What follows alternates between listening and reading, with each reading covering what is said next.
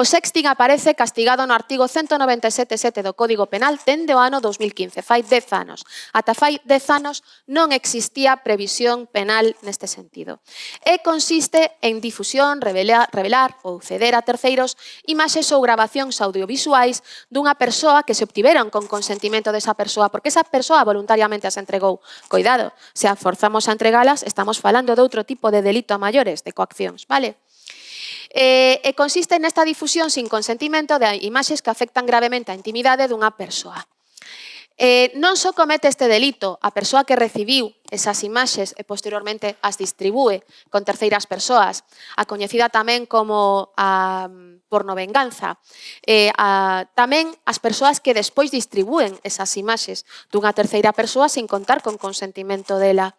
Iso existe hoxe en día en centros educativos, sobre todo cando rompen as relacións de parella e a forma de humillar, de desprestixiar e que incluso ten levado a rapazas novas a problemas de saúde mental e incluso a intentos autolíticos.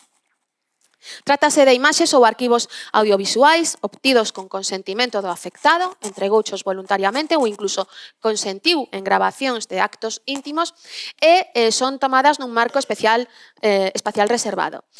A difusión das mesmas xera un grave prexuízo da intimidade persoal do afectado que se ve exposto ante os seus familiares, as súas amistades, compañeiros de traballo ou compañeiros de estudos, etc.